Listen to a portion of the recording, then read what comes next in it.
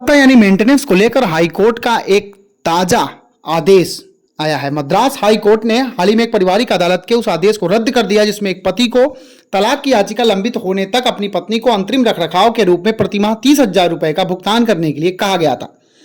Justice PP Balaji ने कहा कि हिंदू विवाद नियम की धारा 24 के तहत अंतरिम गुजारा भत्ता देने का उद्देश्य यह सुनिश्चित करना था कि पत्नी के पास पर्याप्त आय हो जिससे वह अपना भरण पोषण कर सके और यह निर्वाह न केवल जीवित रहना बल्कि उसे आरामदायक जीवन शैली जीने की अनुमति भी देता है जो अन्यथा उसे वैवाहिक घर में मिलती।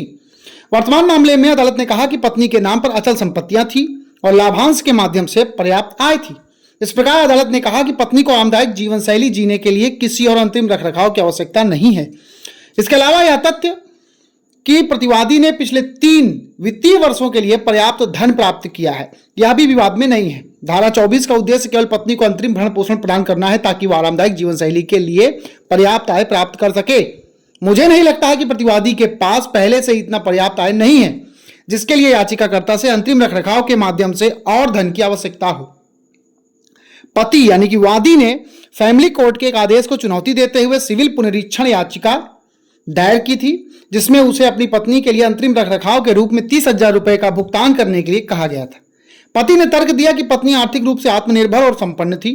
उन्होंने कहा कि परिवार अदालत ने रखरखाव आवेदन में दलील की सराहना किए बिना एक यांत्रिक आदेश पारित किया था।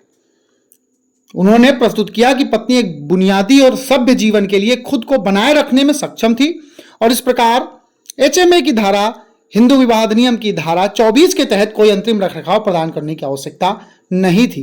उन्होंने अदालत को आगे बताया कि वह फैमिली कोर्ट को उस आदेश को चुनौती नहीं दे रहे हैं जिसमें उन्हें अपने बेटे के लिए अंतिम रखरखाव का भुगतान करने और बेटे के NEET कोचिंग खर्च का ध्यान रखने के लिए कहा गया था। उन्होंने कहा कि वह पहले ही भुगतान कर चुके हैं और उनकी एकमात्र चुनौती पत्नी के लिए अंतिम रखरखाव के संबंध में थी। उन्होंने कहा कि पत्नी एक कंपनी की निदेशक थी और उसने NCLT से भी संपर्क किया था और उसके लाभांश को जारी नहीं करने के लिए निरोधक आदेश की मांग की थी। उन्होंने अदालत को यह भी बताया कि उन्होंने कुछ संपत्ति भी तय की है जो उन्होंने हासिल की थी। इस प्रकार यह प्रस्तुत किया गया था कि पत्नी का आचरण दुर्भावनापूर्ण दिखाएगा और केवल रखरखाव के लिए दावा करने के लिए था। दूसरी ओर पत्नी ने कहा कि उसके द्वारा प्राप्त सभी लाभांश बच्चे के शैक्षिक खर्चों को पूर्ण करने में चले जा रहे हैं।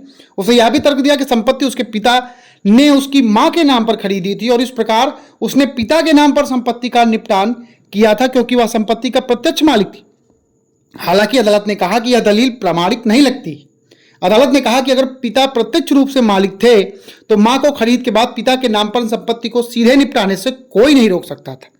इस प्रकार अदालत ने कहा कि कार्यवाही के लंबित रहने के दौरान संपत्ति का निपटान केवल पति की आपत्तियों को दूर करने के लिए किया गया था।